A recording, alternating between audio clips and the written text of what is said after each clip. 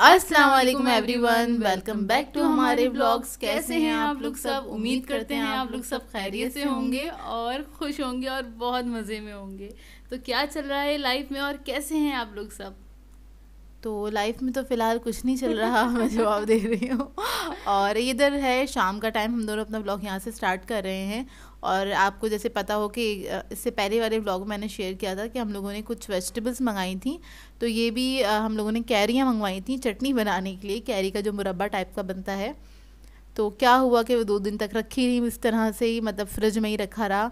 तो ये हमने जब काटा तो ये तो येलो येलो कलर के आम निकल रहे थे, लेकिन ये कैरियाँ ही थी और थोड़ा खट्टा मीठा सा टेस्ट हो गया था इसका। लेकिन बड़े मज़े की हो गई थी, ज़बरदस्त वाला टेस्ट लग रहा था। हाँ, मतलब पहले मैंने तो हम लोगों ने चाट मसाले के साथ खाई, खूब इंजॉय करा, काट काट के खाई।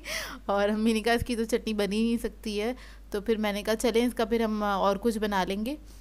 लेकिन फिर जोया ने कहा चलो इसको मैं सबको कट कर लेती हूँ जूस वगैरह बनाने के लिए। तो इधर जोया इसको कट कर रही है। और शाम में जोया ने क्या किया था, इसको कट करके रख दिया था फ्रीज़र के अंदर ताकि ये अच्छे से फ्रीज़ हो जाए। इसके अंदर एक मैंगो भी ऐड कर दिया था ताकि इसका ना फ्लेवर कुछ ज़्यादा ही खट्टा वाला ना आए और मैंगो की स्वीटनेस भी आ जाए ना। तो एक मैंगो भी इसमें ऐड कर दिया था मैंने। मतलब खट्टा कम था इसमें और मीठास के ऊपर थोड़ा ज़्यादा था, मिठास के ऊपर थोड़ा ज़्यादा था। और फिर अम्मी ने बनाए थे भिंडी गोश्त, और भिंडी गोश्त का जो सालन बनता है शोरबा टाइप, उस तरह से अम्मी ने बनाया था। बहुत ही मज़ेदार बना था। ये रात को अम्मी ने बनाया था, जो हम लोगों ने रात को डिनर में खाया और फिर आज सुबह नहीं, आज दोपहर में भी खाया हम लोगों ने। तो ये और बन रहा था। उसके बाद फिर लेमन, जो कि आपने देखे थे, लेमन मंगवाए थे और हम लोगों कुछ ने बहुत सारे काम किए असल में, कल से लेके आज तक, तो वो सारे हमने ऐड कर दिए इसके अंदर। और ये हाँ, लेमन हम लोगों ने मंगवाए थे। तो ये था कि ये जूस लेमन जो है ख़राब ना हो जाए तो इसका जूस निकाल के रख देते हैं। कुछ उस दिन के भी थे दराज से जो मंगवाए थे और कुछ उससे पहले के भी थे। तो हमने कहा कि इसका जूस निकाल के रख दिया जाए ताकि ये वेस्ट ना हो या ख़राब ना हो जाए। हाँ, उसका जूस फिर वो सेव कर लेंगे हम लोग। और ये जो जोया जिससे निकाल रही है ना ये जूस, आप लोग पूछें उससे पहले मैं बता दूँ, ये हमारी दादी के ज़माने का है। और इसके नीचे का जो जग होता है वो कहाँ है मुझे नहीं पता, मेरे बचपन से ही नहीं पता मुझे वो कहाँ है।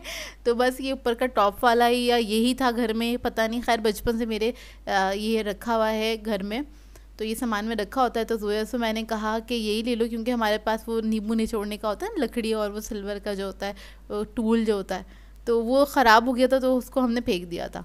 तो फिर मैंने जोया से कहा यही ले लो। नॉर्मली मैं कीनू के जूस वगैरह इससे निकाल लेती हूँ जब कभी निकालना होता है तो।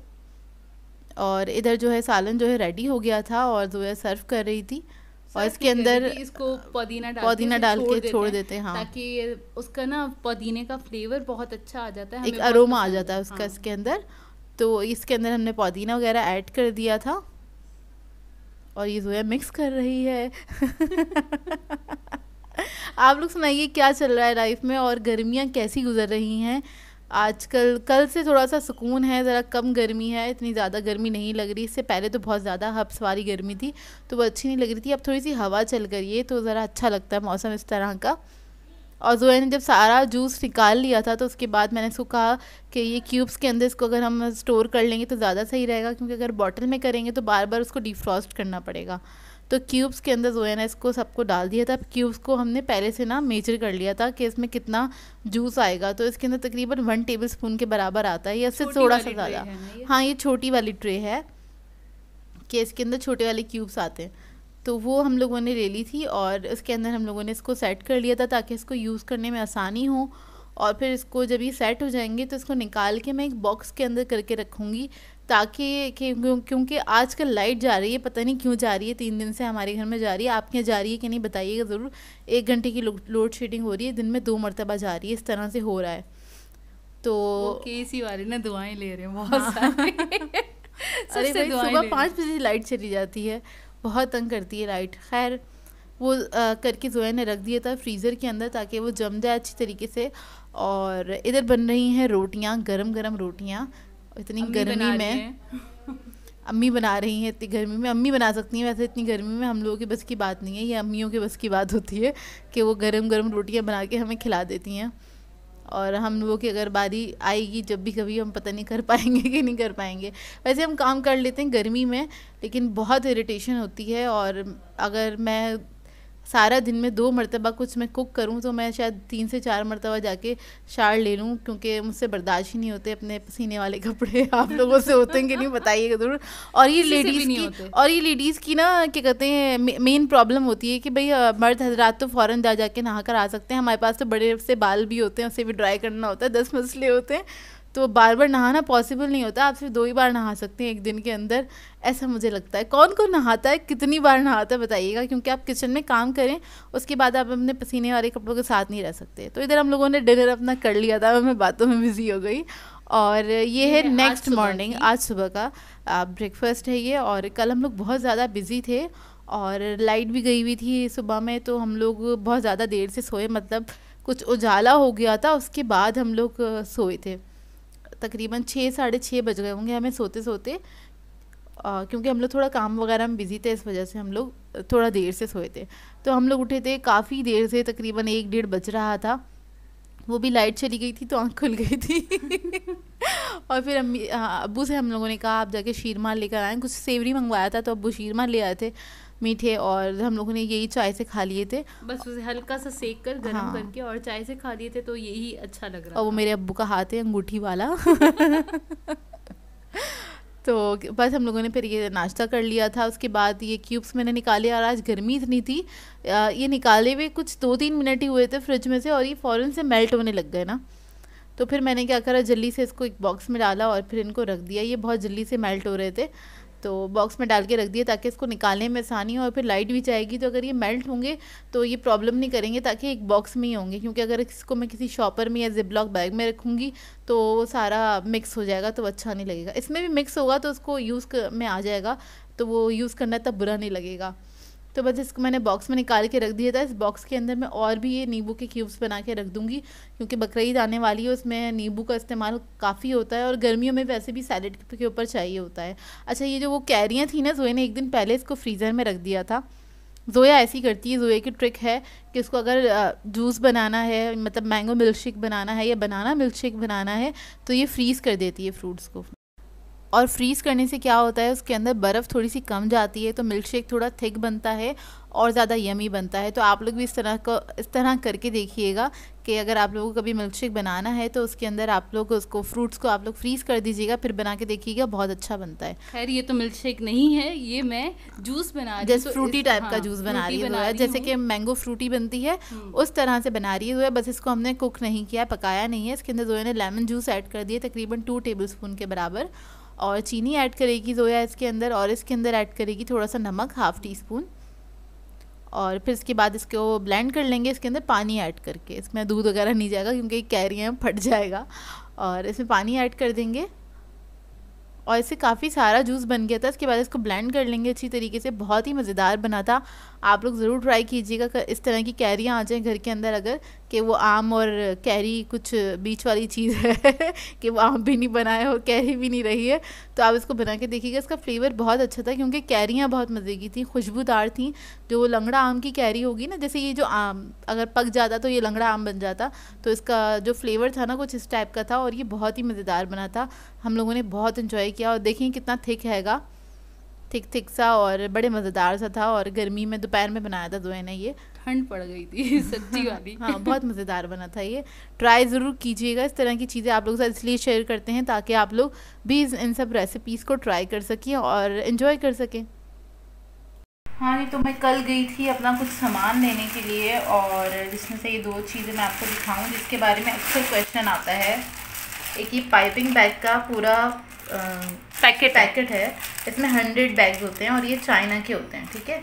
तो यहाँ पे सर सील हुआ होता है। ये मेरा ख़त्म हो गया था, और ये आराम से मेरा 2-3 महीने चल जाता है, जिसमें मैं कोई भी पाइपिंग बैग को रीयूज़ नहीं करती हूँ, क्योंकि डिस्पोजेबल होते हैं, इसको हम लोग फेंक देते हैं यूज़ करके। हाँ, डिस्कार्ड कर देते हैं। हाँ, और ये कुछ पड़ता है 300 रुपीज़ का मिल जाता है ये ईज़िली। और ये मैंने लिया था कराची में, मेमन फाउंडेशन है हुसैनाबाद पे, एक इंस्टीट्यूट है मेमन फाउंडेशन, उसके सामने सारी शॉप्स बनी हुई हैं, वहाँ पे बेकिंग का सामान मिल जाता है इजीली। तो वहाँ से मैंने ये लिया था, माय बेकिंग शॉप पे से लिया था। तो एक तो ये इसके बारे में बड़ा क्वेश्चन आता है कि ये कहाँ से मिलेगा। वहीं पे से आपको नोजेस मिल जाएंगी, वहीं से आपको सारे मोल्ड्स मिल जाएंगे। एक वीडियो भी बना चुके हैं हम प्रॉपर। हाँ बना चुके हैं, इसकी वीडियो भी, इसका लिंक मैं दे दूँगी अगर हो सका तो। अच्छा ये लेकर आई हूँ। इसके अलावा दूसरी चीज़ जो इम्पोर्टेंट है वो है ये आइसिंग शुगर। अच्छा मैं घर में तो चीनी नहीं पीसती हूँ अपनी रेसिपीज़ के लिए या ख़ुद भी यूज़ करने के लिए, क्योंकि उसमें बहुत ज़्यादा टाइम खर्च होता है। उससे बेटर मुझे ये लगता है ये मुझे आइसिंग शुगर मिल जाती है। ये 1 kg के पैकेट्स होते हैं और मैं हमेशा जो भी आइसिंग शुगर कहती हूँ यूज़ करने के लिए, सही है, ये इस तरह से आपको 1 kg का पैकेट मिल जाता है। ये पता नहीं 110 या 120 इस तरह से इसका एक पैकेट होता है। तो क्या कहते हैं, और ये बिल्कुल पाउडर फॉर्म में होती है, इसके अंदर बिल्कुल भी दाना नहीं होता है, पाउडर फॉर्म में होती है। फॉन्डेंट वगैरह बनाना हो या कोई भी आइसिंग बनानी हो, इसके अलावा कोई भी इंग्रेडिएंट या केक वगैरह में भी यूज़ करना हो तो क्या कहते हैं मैं यही यूज़ करती हूँ। और वहाँ पे क्योंकि मुझसे पूछा जाता है कि आप हम घर में पीस के यूज़ कर सकते हैं, तो वो कर सकते हैं, लेकिन मुझे ये ज़्यादा बेटर लगता है यूज़ करना और ये आसान भी है। तो मैं इसके पैकेट्स ले लेती हूँ, तो मेरे ये काफ़ी चल जाते हैं। तो इसके मैंने 2 पैकेट्स ले लिए थे, तो मैंने सोचा कि मैं दिखाऊँ आप लोगों को। और ये ज़्यादा महंगी भी नहीं है कोई। और जो पैकेट वाली आइसिंग शुगर होती है उसको मैं मना करती हूँ यूज़ करने के लिए। जो बॉक्स वाला, जो बॉक्स के अंदर जो मिलती है आइसिंग शुगर, उसके अंदर कॉर्नफ्लोर बहुत ज़्यादा होता है, जिसकी वजह से टेस्ट ख़राब हो जाता है चीज़ों का। इसके अलावा मैं लेकर आई थी ये 2 क्रीम के पैकेट्स। निकाल ये फ्रीज़र में रखे थे मैंने, अभी निकाले हैं जस्ट। हाँ इसको फ्रीज़र में ही रखना होता है, फ्रीज़र में ही रखना होता है, बड़ी जल्दी तो ये भी आराम से अगर इसको खोल के मैं इस्तेमाल भी कर लूँगी तो ये क्या कहते हैं मेरे आराम से 3-4 महीने, अगर इसको मैंने फ्रीज़र में रखा हुआ है, ऊपर से अच्छे से बंद करके रखा हुआ है, तो ये आराम से चले जाएंगे। बस इसके अंदर एयर नहीं जानी चाहिए, इस बात का ख्याल 3 से 4 महीने ना भैया, 3 से 4 महीने, 6 महीने तक भी कुछ नहीं होता। वेप्ट हुई भी रखी हुई हो तब भी कुछ नहीं होता, आप आराम से रीयूज़ कर सकते हैं। मैं करती रहती हूँ, अपनी वीडियोज़ में बताती रहती हूँ। ये तो 2 चीज़ें बड़ी इंपॉर्टेंट थी। क्रीम तो मिल जाती है कहीं से भी, और ये 2 चीज़ें नहीं मिलती हैं, ये इसके लिए मुझे वहीं जाना पड़ता है जहाँ पे मतलब बेकिंग का सामान जहाँ पे से भी मिलेगा ना, ये 2 चीज़ें आपको वहीं पे से मिलेंगी, इसके अलावा और कहीं से नहीं मिलेंगी। ठीक है, नूडल्स वगैरह भी वहीं से मिल जाते हैं। मैं अलग अलग ख़रीदती हूँ, इसलिए मैं आप लोगों को इस बात का रिप्लाई नहीं कर सकती हूँ कि ये वाला नूडल मैंने कहाँ से ख़रीदा, क्योंकि मैं बोरी बाज़ार से भी शॉपिंग करती हूँ, बेकिंग का सामान ख़रीदती हूँ जाके, मैं इम्प्रेस मार्केट से भी ख़रीदती हूँ जाके, कभी इम्तियाज़ से भी मिल जाता है, कभी चेज़ से भी मिल जाता है, और कभी हाँ इम्तियाज़ से भी मिल जाता है। इसके अलावा क्या कहते हैं ऑनलाइन भी परचेजिंग करती हूँ, तो ज़रूर एक ही जगह से नहीं करती हूँ, बहुत सारी जगह है जहाँ से मैं ख़रीदती हूँ। भूल जाते हैं कि कहाँ से कहाँ से वो सब सारी चीज़ें इतनी पुरानी ख़रीदी हुई हैं। इसके अलावा कुछ मुझे ड्राई अरेंजमेंट का सामान ख़रीदना था, जिसमें इसको क्या कहते हैं मुझे नहीं पता, ये मैंने ख़रीदी है, दिख रही है।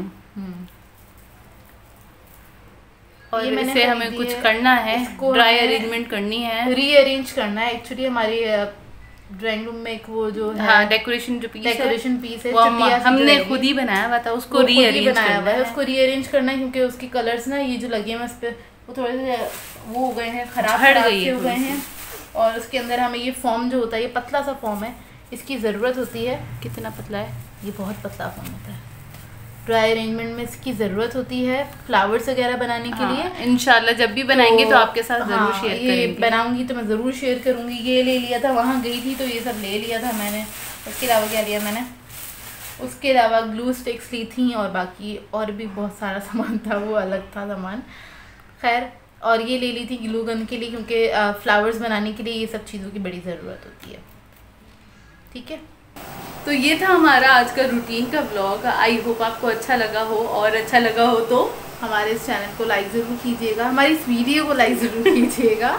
और आप लोग अगर चैनल पर नए हैं तो हमारे इस चैनल को सब्सक्राइब करें, लाइक करें, कमेंट ज़रूर किया करें। कमेंट करके हमें ज़रूर बताया करें कि कैसा लगा आप लोगों को हमारा ब्लॉग, कि हमारी वीडियोस कैसी लग रही हैं आप लोगों को। उससे हमें बड़ी हौसला अफजाई होती है, हमारी बहुत ज़्यादा हौसला अफजाई होती है, और हम बहुत ज़्यादा खुश होते हैं, हमारा खून बढ़ जाता है हमारा आप लोगों के कमेंट्स पढ़ने से। तो कीप कमेंटिंग, और बस यही था हमारा ब्लॉग। तो हम दोनों को अपनी दुआ में याद रखिएगा। Thank you for watching. Allah हाफिज़।